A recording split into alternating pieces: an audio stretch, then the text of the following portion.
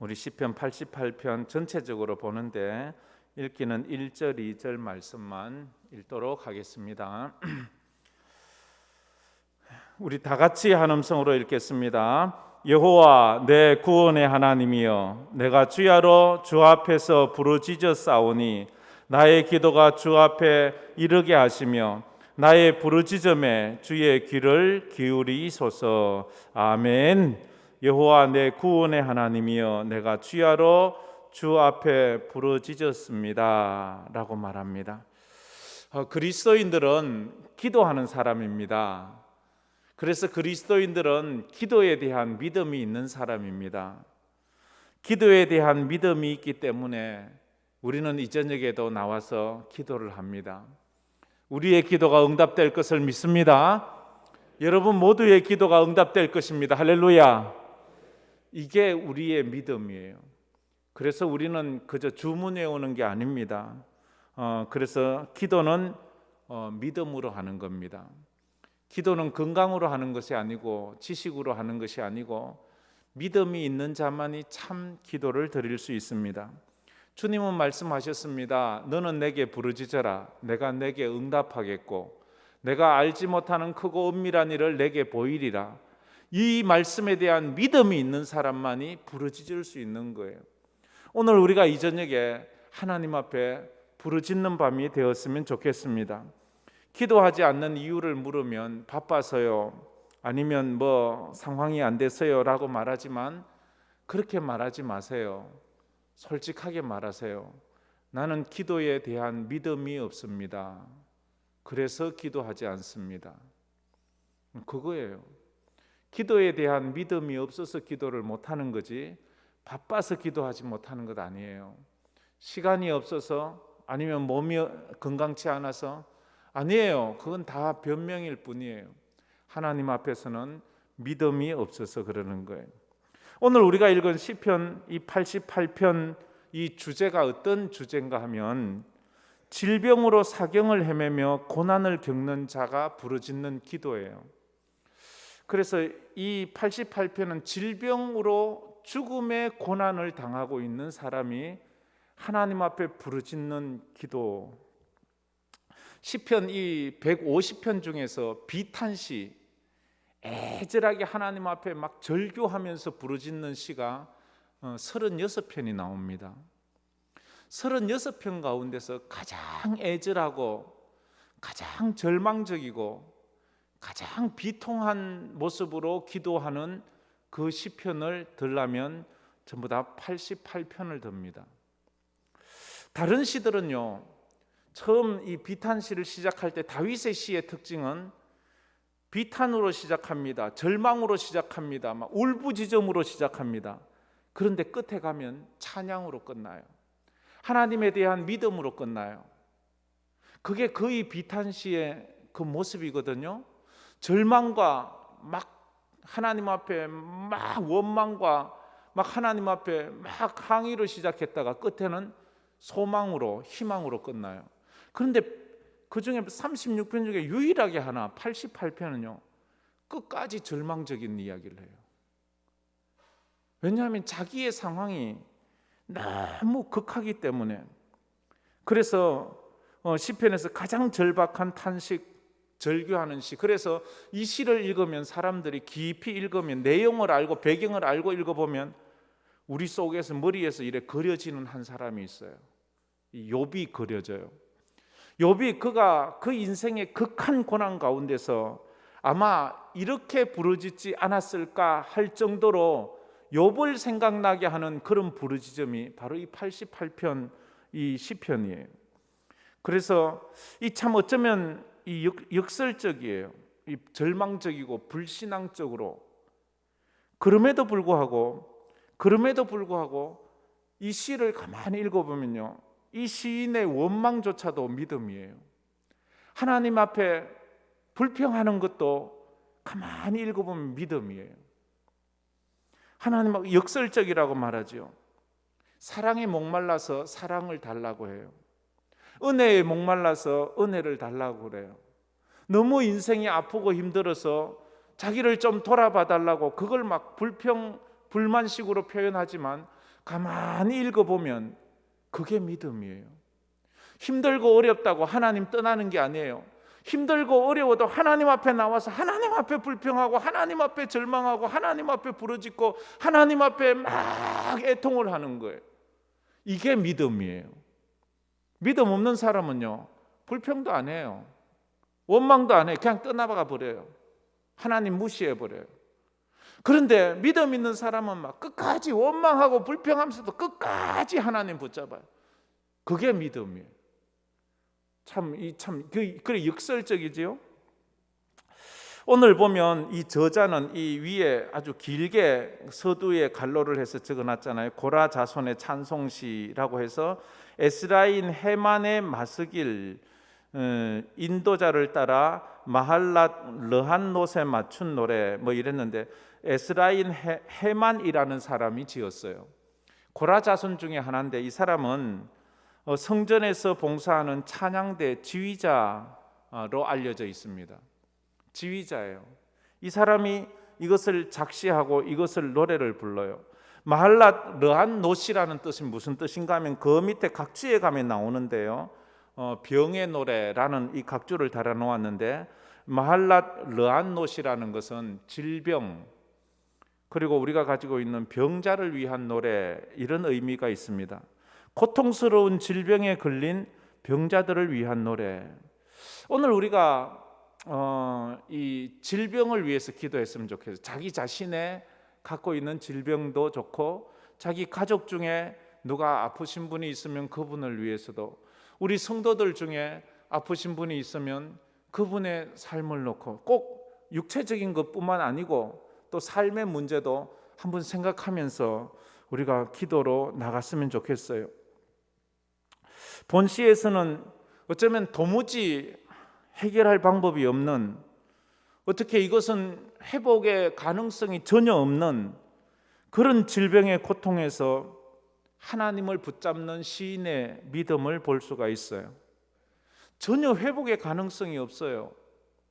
상식적으로 의학적으로 사람이 볼 때에는 회복의 가능성이 없는 상황에서 하나님의 은혜를 구하고 있는 이 시인의 이 모습이 바로 이 시예요.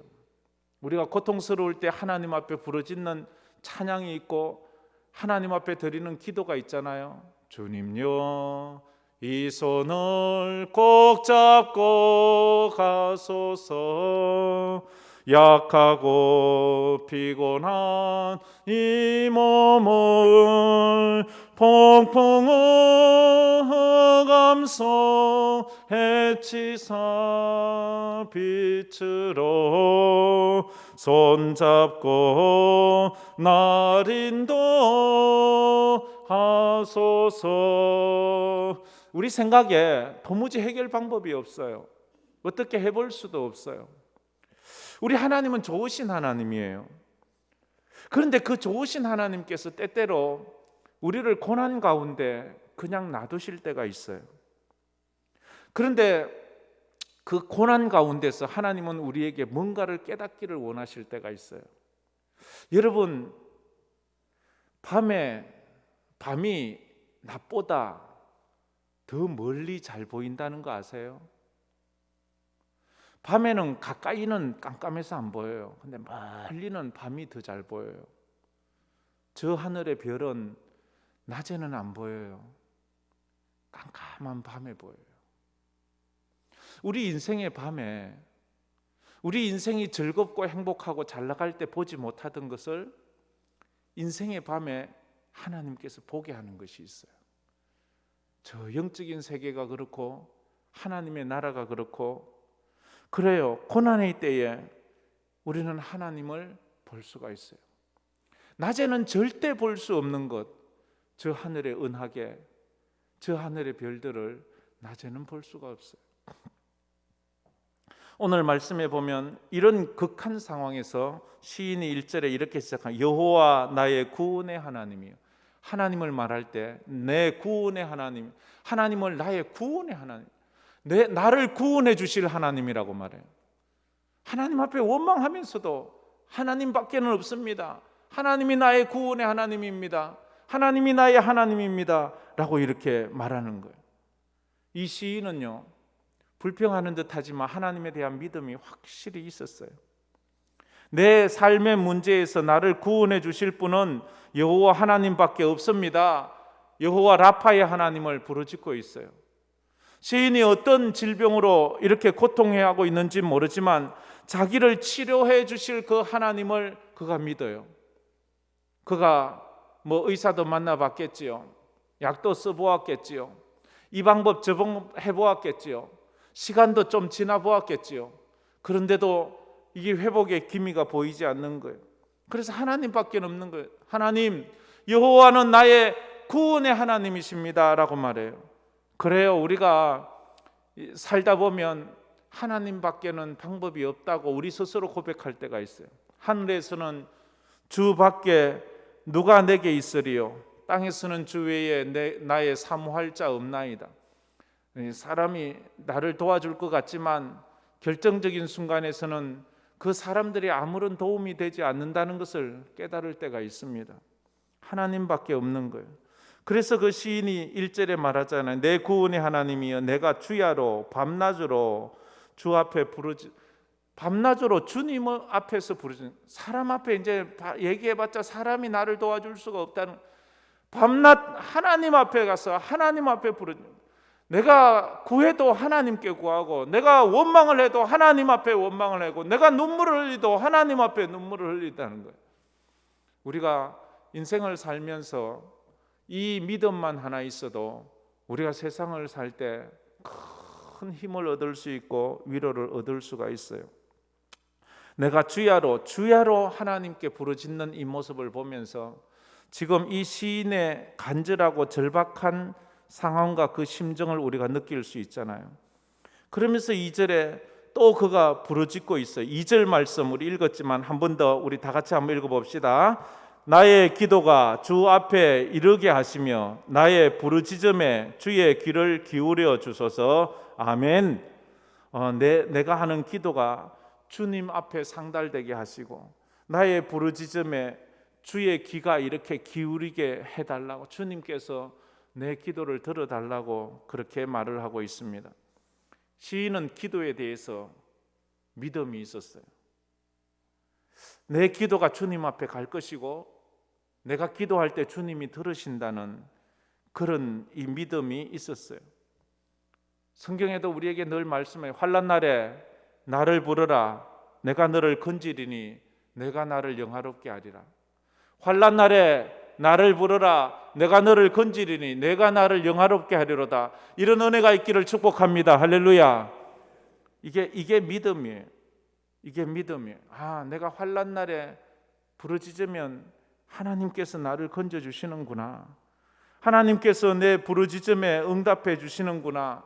너는 내게 부르짖어라 했는데 내가 부르짖으면 하나님께서 내 기도를 들어주시는구나. 그 부르짖음에 응답하시는 그 하나님을 우리가 알 수가 있습니다. 내 부르짖음 들으시고 응답하시는 영원히 주 찬양합니다. 내 삶을 다해. 이 찬양이 참 은혜로워요. 저는 내 부르짖음 들으시고 감사 주시는 영원히 주 찬양합니다. 내 삶을 다해. 인생의 절박하고 정말로 남들이 이해할 수 없는 그런 어두운 밤에 이런 찬양을 부르고 있으면 하늘에서 내리는 그 위로가 정말로 얼마나 큰지 이루 말할 수가 없는 것을 우리가 알 수 있습니다. 지금 이제 3절부터 이제 쭉 5절까지 우리가 읽지는 않았지만 보면 지금 시인은 현재 자기의 병 상황을, 병세가 얼마나 절박하고 비참하고 고통스러운지를 이렇게 잘 설명하고 있어요. 지금 그가 어떤 상황인가 하면 3절에 보면 물어 나의 영혼에는 재난이 가득, 내 영혼에 재난이 임했대요. 가득 임했어요. 그리고 나의 생명은 소홀에 가까워 싸우니, 자기 생명이 소홀, 이제 죽음의 지옥 구덩이에, 이제 죽음의 자기 목숨이 이제 죽을 위기에 처해 있다, 이 표현을 하고 있지요. 그러면서 또 4절에 하는 말이 나는 무덤에 내려가는 자 같으며, 내가 무덤에 있는 자 같다는 거예요. 이 죽은 자 같다는 거예요. 나는 죽었다는 거예요. 그 다음에 힘없는 용사와 같으며 죽은 자 중에 던진 바 되어 싸우며 죽임을 당하여 무덤에 누운 자 같으니, 죽어서 이미 무덤에 누워 있는 자 같다는 거예요.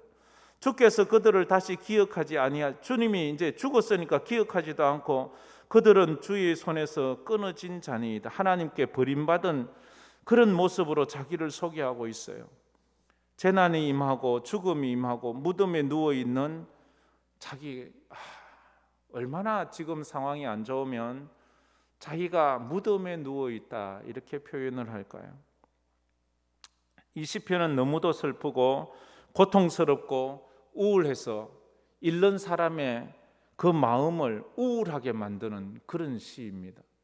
이 성경을 읽으면 뭔가 사람이 힘이 나고 위로가 되고 용기가 생기게 해야 되는데, 어떤 때는 이걸 그냥, 이 시를 그냥 읽어보면 막 이 고통이 내게 전해져 와가지고 내가 막 너무 괴로운 거예요.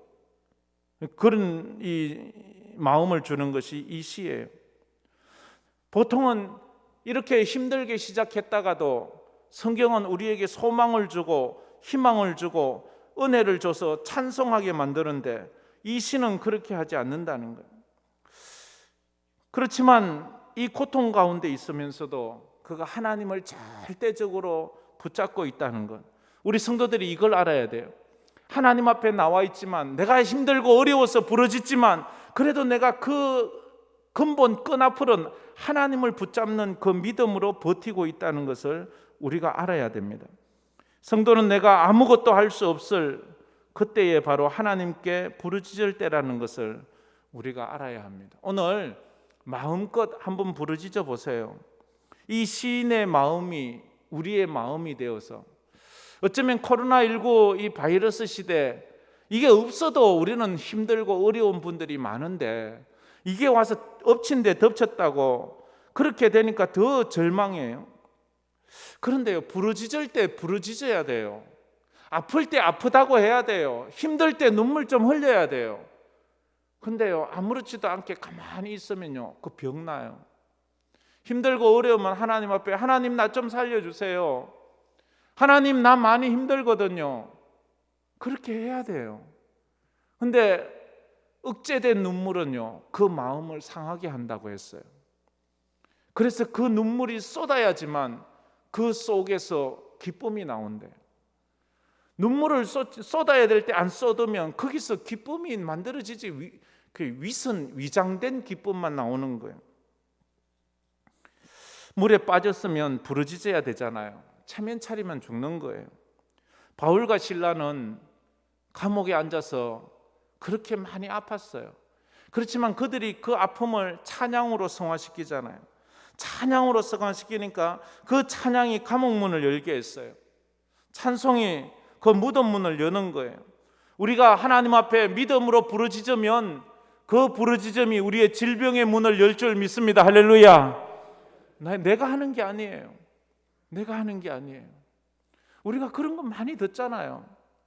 약 먹지 않았는데, 수술하지 않았는데, 특별한 거 치료하지 않았는데 그냥 나았어요, 이렇게 말하잖아요. 이게 은혜예요. 하나님이 하시는 거예요. 하나님이 하시는 거예요. 제가 고등학교 때 이제 디스크가 아주 심하게 걸렸어요. 그래서 제가 휴학을 했어요. 학교를 못 갈 정도로 휴학을 했고요. 그것 때문에 제가 군 면제를 받았어요. 우리 때 군면제 받는 게 그래 쉬운 게 아니었어요. 보통 백 있지 않고는 못 받아요. 그렇게 아팠어요. 근데 제가 신학교를 갔어요. 신학교를 갔는데 그냥 나았어요. 수술한 것도 아니에요. 약을 쓴 것도 아니에요. 별의별 방법을 다 써봤어요. 근데 하나님이 낫게 해주시는 거예요. 근데 한 번씩 이제 주기적으로 한 번씩 하나님이 요놈하면서 꾸중 줄 때는 있죠. 그러면 또 몇 달 또 괴로워서 또 쩔뚝거리기도 하지만 그래 또 나아요. 병원에도 가보면 제가 이제 2015년도에 그 한국 와서 제가 MRI를 찍고 다 찍었어요. 찍어서 결과를 보니까 이건요 수술을 해야 합니다. 수술 외에는 방법이 없어요. 안 하려면 그냥 가시고 하려면 하세요. 이렇게 그렇게 하더라고요. 그런데 또 열심히 걷고 하니까 또 그렇게 살만해요. 그래서 저는 언제나 이게 하나님께서 이렇게 낫게 해주셨구나 하는 것을 그렇게 늘 고백을 해요. 우리의 문제는요 하나님이 하세요. 하나님이 살려주시면 사는 거예요. 하나님이 회복하게 하시면 회복하는 거예요. 그거예요.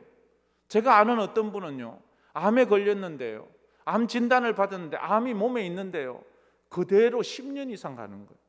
더 나빠지지도 않고 더 좋아지지도 않고 그대로 있는 거야. 그래 의사도 신기하다 그러고 자기는 특별한 거 한 것도 없고 그래서 늘 그대로 있는 거야. 그대로. 하나님 앞에 이런 믿음이 있어야 돼. 내 인생 하나님 손에 있다.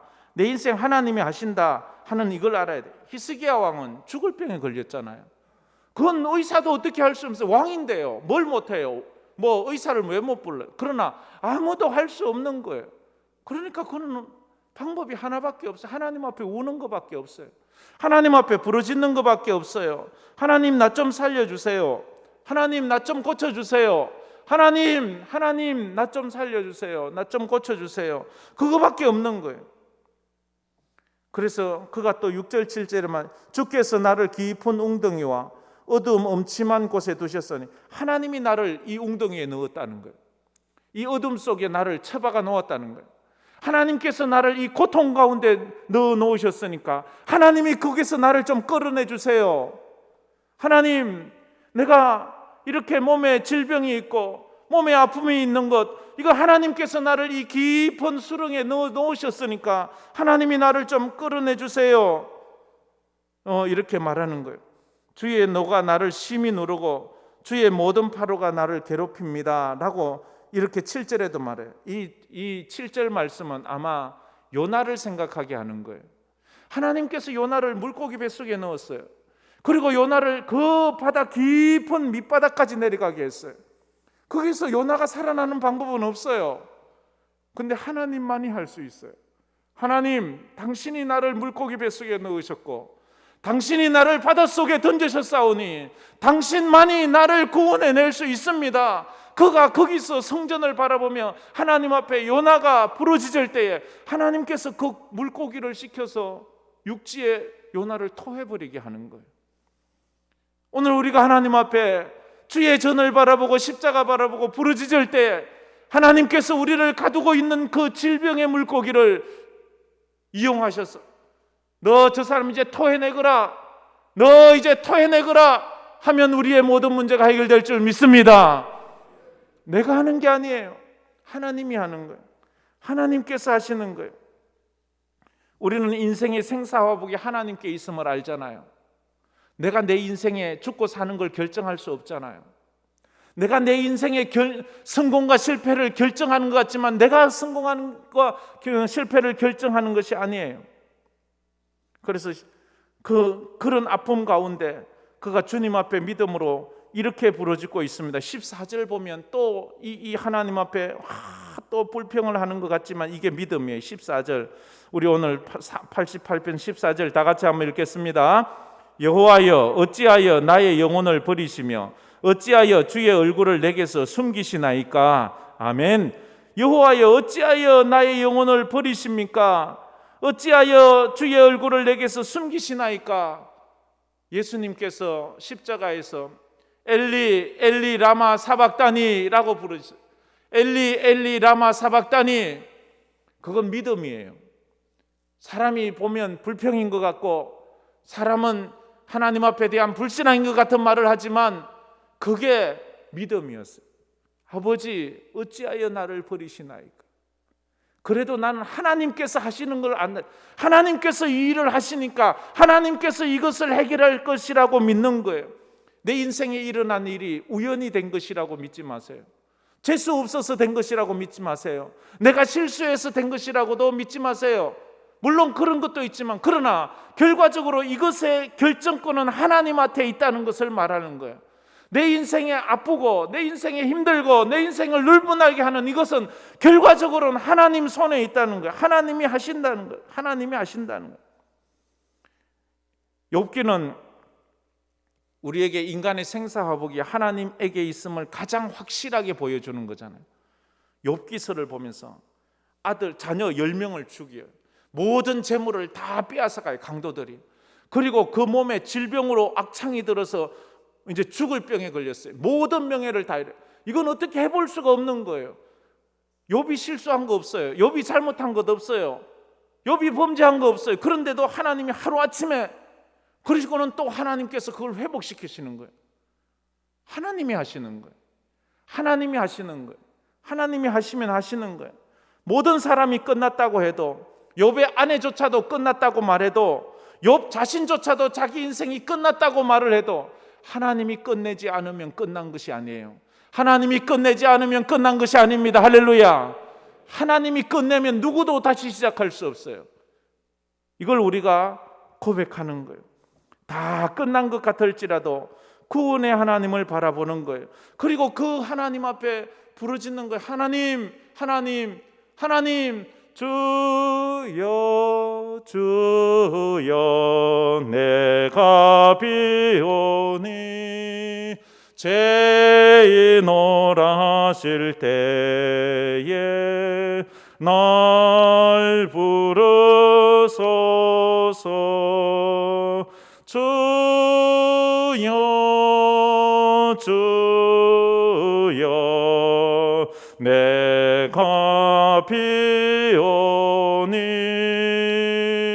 죄인 오라 하실 때에 날 부르소서. 여러분, 혹시 지금 고난 가운데 있지는 않습니까? 견디기 어려우시지는 않나요? 그럼 한번 부르짖어 보세요. 하나님을 믿습니까? 하나님의 말씀을 믿습니까? 정말 믿습니까? 그러면 이 말씀 한번 들어보세요. 사람이 감당할 시험 밖에는 너희가 당한 것이 없나니 오직 하나님은 미쁘사 너희가 감당하지 못할 시험 당함을 허락하지 아니하시고 시험 당할 즈음에 또한 피할 길을 내사 너희로 능히 감당하게 하시느니라. 아멘입니까? 사람이 감당할 시험밖에 너희에게 당한 것이 없대요. 그럼 여러분들이 지금 힘들어하는 그거 감당할 수 있대요. 하나님이. 난 너에게 감당할 수 있는 수준의 시험을 준 거야. 하나님, 이건 아니에요. 하나님, 이건 못 견뎌요. 하나님, 이것은 내가 이길 수 있는 게 아니에요 라고 말할 수 있지만, 하나님을 믿는다면, 하나님의 말씀을 믿는다면 지금 내게 당한 이것 내가 감당할 수 있어요. 내가 견딜 수 있어요. 내가 이길 수 있어요. 시험 당할 즈음에 피할 길을 내사 너희로 능히 감당하게 하시느니라. 이것이 주님이 주시는 말씀이에요. 믿음으로 이기시기를 바랍니다. 그러면 지금 여러분이 겪고 있는 고난과 아픔은 여러분이 능히 이길 수 있는 거예요. 믿음으로 견디시기 바랍니다. 믿음으로 버티시기 바랍니다. 인내하시기 바랍니다. 기도하면서 이기시기를 바랍니다. 할렐루야. 하나님이 힘주실 거예요. 하나님이 힘주실 거예요. 물에 빠진 것 같아도 포기하지 마세요. 포기하면 죽는 거예요. 어쨌든 두 팔 두 다리를 허우적대 보세요.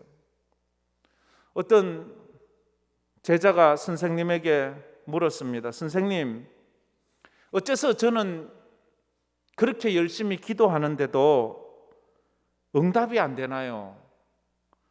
물었습니다. 그럴 때마다 스승은 똑같은 대답을 했습니다. 간절히 기도해 보려무라. 간절히 기도해 봐라. 간절히 기도해 봐라. 선생님, 어째 제 기도는 응답이 안 되나요? 간절히 기도해 봐라. 답답한 제자가 묻습니다. 도대체 간절히 기도하라는 건 어떤 기도를 말합니까? 어떤 게 간절한 기도예요? 그러자 그 스승은 아무 말 없이 제자 보고 나를 따라오너라.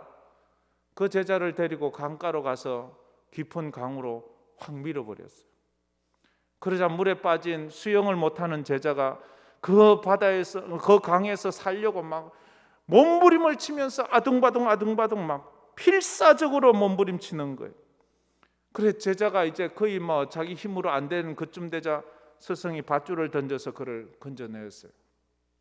그러면서 하는 말이, 방금 자네가 살기 위해서 필사적으로 몸부림을 쳤듯이 그렇게 하나님 앞에 필사적으로 기도해봐라. 그게 간절히 기도하는 거야.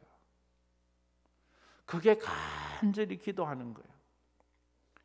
야곱이 약복강에서 환도뼈가 사람이 부러지면 죽는다고 소리 아우성을 쳐야 되는 그 상황에서도 그 아픈 게 아픈 것으로 느껴지지 않아요.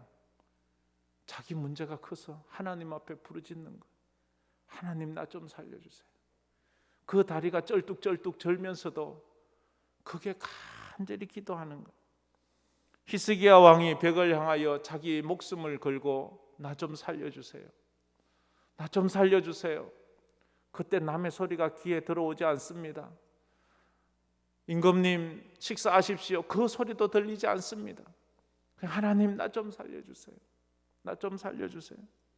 엘리야가 갈멜산에 올라가서 번제할 송아지와 나무를 대고 거기에 물을 붓고 거기서 살려달라고 하나님 앞에 기도. 왜냐하면 불이 안 내리면 자기는 죽어요. 목숨 걸고 기도하는 거예요. 하나님 앞에 여러분의 인생에 문제가 있습니까? 한번 목숨 걸고 한번 부르짖어 보세요. 그럼 예수님이 겟세마네 동산에서 기도하시듯이 땀이 핏방울 나서 기도하면 여러분의 문제가 해결되든지, 아니면 여러분이 그 문제를 십자가처럼 짊어지고 승리하며 나아가든지 하나님이 둘 중에 하나 하게 하실 거예요. 그 문제를 치워주든지, 아니면 여러분들이 그 문제를 품고 그 문제를 껴안고 이겨나가게 하는 힘을 주시든지. 그래서 결국 하나님이 영광 받게 해주는 거예요. 이 저녁에 이렇게 부르짖어 기도하는 은혜가 있기를 주의 이름으로 축복합니다. 우리 한번 이 찬양 한번 불러봅시다. 주여 주여 내가 비오니. 우리 오랜만에 이 부르짖는 기도 찬양을 한번 드려봅시다.